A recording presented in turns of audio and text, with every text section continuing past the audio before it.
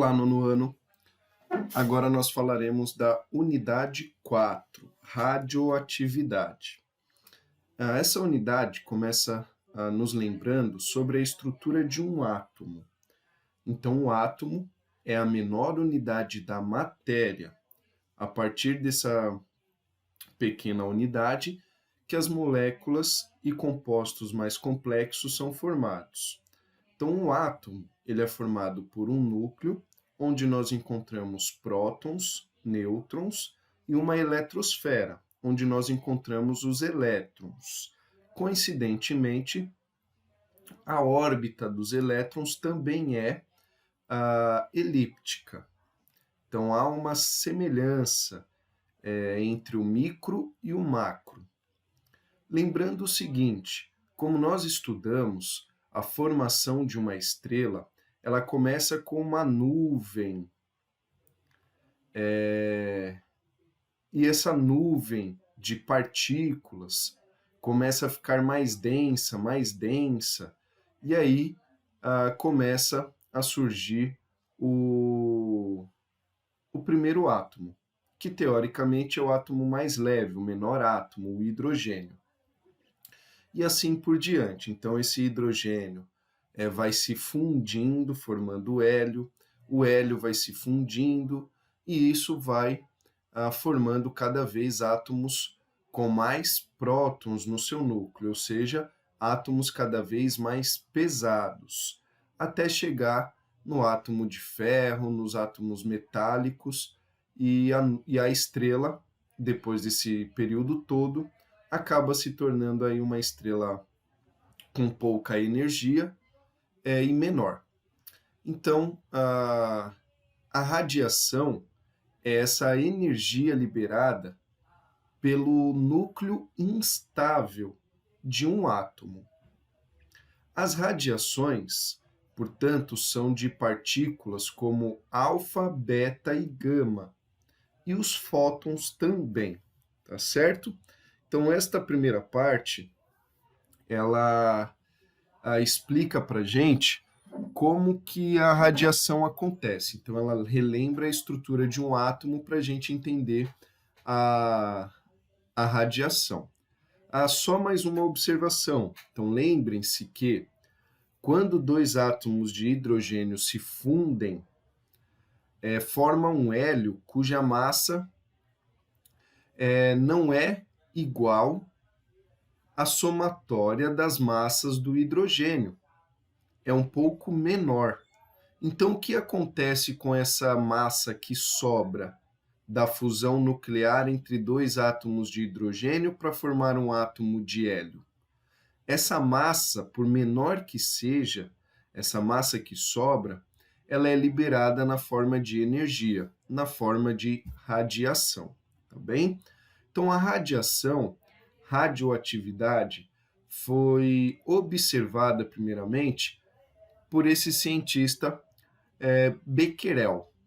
Ele colocou alguns compostos dentro de uma gaveta junto com papel, junto com aquela placa de raio-x. E aí ele reparou que essa placa de raio-x possuía algumas diferenças, desde o dia que ele colocou para aquele dia que ele foi observar novamente. Então, por que aconteceu aquele desgaste com essas lâminas? E aí ele foi estudar e descobriu que aquele átomo, que aquele elemento ali que ele colocou perto dessa placa de fotografia, ele liberava pequenas partículas. E aí ele chamou essa forma do átomo interagir de radiação. Posteriormente, esse estudo foi retomado pelo casal Curie. A principal, né, a mais famosa, é a Marie Curie, e não seu esposo, o Pierre Curie. Mas o casal em si dedicou a sua vida e os seus estudos à radiação. Tanto é que o casal acabou morrendo devido à exposição intensa à radiação. Ah, os átomos mais instáveis que a gente conhece: o urânio, o césio, o polônio e o rádio. Então, a quimioterapia para tratamento do câncer, a radioterapia se utiliza desse elemento aqui, desse elemento radioativo, o próprio rádio. As partículas liberadas: partículas alfa, beta e gama. O que é bacana entender sobre essas partículas? O poder de penetração delas. Então, por exemplo, a partícula alfa é aquela que tem menor poder de penetração. A partícula beta tem um poder intermediário. E os raios gama e os raios X têm um poder de penetração muito maior. Então, reparem que no corpo humano ou em determinados objetos diferentes, a partícula alfa não passa pelo papel, a partícula beta não passa pelo alumínio e o raio X e o raio gama não passam pelo concreto ou pelo chumbo, tá bem? Datação radioativa e tempo de meia-vida. A datação radioativa, ela serve para o ser humano estipular ou estimar a idade de compostos orgânicos, como, por exemplo, de fósseis e outros tipos de objetos. Como que funciona a datação por carbono 14? Lembrando que átomos do mesmo elemento químico são chamados de isótopos. Então, lembrem-se disso. Aqui, ó, iso quer dizer igual. E o P aqui, ó, é de próton. Então, isótopos são átomos com o mesmo número de prótons. Sendo assim, são átomos do mesmo elemento químico. Porém, esses átomos não são todos iguais. Então, existe o carbono 12, o carbono 13 e o carbono 14. O carbono 14 é utilizado para a datação desses objetos e desses fósseis. Por quê? O carbono 14 ele é um isótopo radioativo, ou seja, ele é um átomo instável.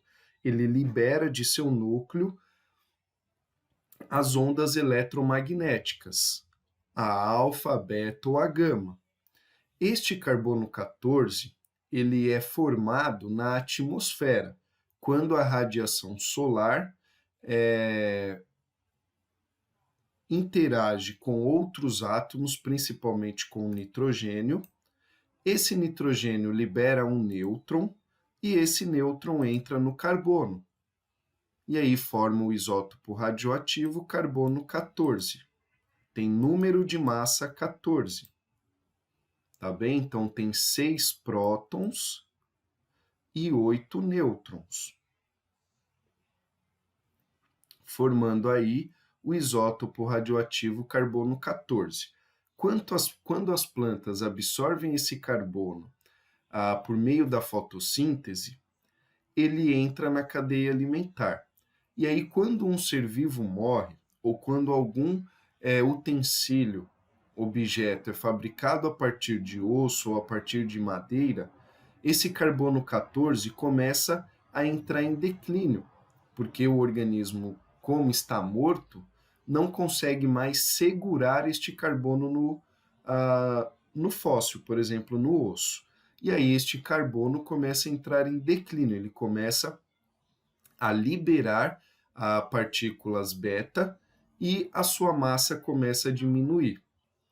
E aí, a partir da contagem desse carbono 14, a gente consegue estimar a idade daquele objeto ou daquele fóssil. Então, aqui, o carbono 14 começa a liberar partículas betas. E essas partículas betas são captadas por por nitrogênios, formando um isótopo de nitrogênio, o isótopo do nitrogênio 14 também, tá bem?